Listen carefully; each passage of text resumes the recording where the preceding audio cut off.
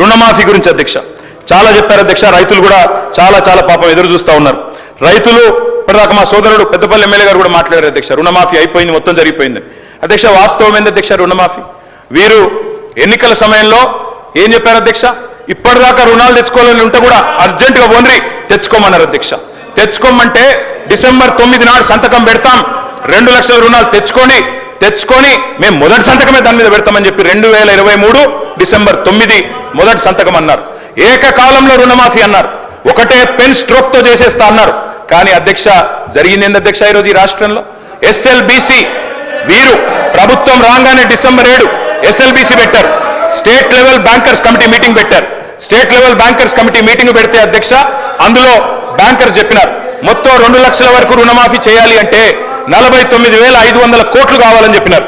మరి ప్రభుత్వం ముఖ్యమంత్రి గారు చెప్పినారు, బయట ఎక్కడో మాట్లాడుతూ మైక్లో చెప్పారు, ఆ రికార్డు గురించి కావాలంటే ప్లే చేయమంటే చేస్తా అధ్యక్ష మీరు అనుమతిస్తే. ముఖ్యమంత్రి గారు చెప్పారు ఏముంది ఆయనలా, మేము ఒక్క సంవత్సరం కడుపు కట్టుకుంటే 40,000 కట్టేస్తాం ఏమున్నది అన్నారు. మరి సంవత్సరం అయిపోయింది, 40,000 కోట్లు పత్తా లేదు అధ్యక్ష. మరి కడుపు కట్టుకున్నారా కట్టుకోలేదా ఇంకేం చేసినారో మాకు తెలియదు అధ్యక్ష, వారు చెప్పాలి. అదేవిధంగా అధ్యక్ష 40,000 కోట్లు అన్నారు ముఖ్యమంత్రి గారు, SLBC 49,500 అన్నది, ముఖ్యమంత్రి గారు 40,000 అన్నారు. మళ్ళా వెంటనే కేబినెట్ కాడికి వచ్చే వరకు 31,000 కోట్లు అయింది. మరి ఎట్లా మాయమైతే అధ్యక్ష లెక్కలు? 49,000కి వెళ్ళి 40 అయింది, 40కి వెళ్ళి కేబినెట్కి వచ్చే వరకు 31,000 కోట్లు అయింది, బడ్జెట్కి వచ్చే వరకు 26,000 కోట్లు.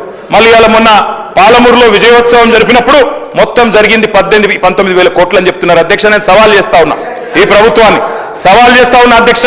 ఏ ఊరికైనా పోదాం రాష్ట్రంలో, కొండారెడ్డిపల్లికి పోదామా, కొడంగల్కి పోదామా, సిరిసిల్లకు పోదామా, ఏ ఊరు వాళ్ళ ఇష్టం, పాలేరు పోదామా, ఎక్కడ పోదామా వాళ్ళ ఇష్టం.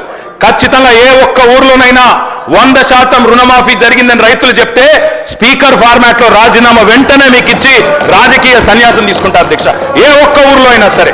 అధ్యక్ష ఈ రకమైన బుకాయింపు, ఈ రకమైన మోసం మంచిది కాదు అధ్యక్ష. పావులా కూడా జరగలే అధ్యక్ష రైతు రుణమాఫీ. 49,500 కోట్లు అని చెప్పి ఇప్పటి వరకు 12,000 కోట్లు కూడా చేయకుండా తప్పించుకునే ప్రయత్నం చేస్తా ఉన్నారు. ఒక మాట అన్నారు అధ్యక్ష ఆ రోజు ముఖ్యమంత్రి గారు, రైతు బంధు ఎందుకు అయిపోతుందా, మేమేమన్నా దివాణగాళ్ళమా అవులగాళ్ళమా అని మాట్లాడింది అధ్యక్ష. మరి ఇలా వానాకాలం రైతు బంధు ఎగ్గొట్టిన వాళ్ళని ఏమనాలి అధ్యక్ష? వానాకాలం రైతు బంధు ఎగ్గొట్టిన వాళ్ళని ఏమనాలి అధ్యక్ష ముఖ్యమంత్రి గారి మాటల్లో? అందుకే అంటా ఉన్నాం, ఒక పంట కాదు 3 పంటలకు ఇయ్యాలని డిమాండ్ చేసిండ్రు, ఆ 3 పంటలకు ఇయ్యాలని మేము డిమాండ్ చేస్తా ఉన్నాం.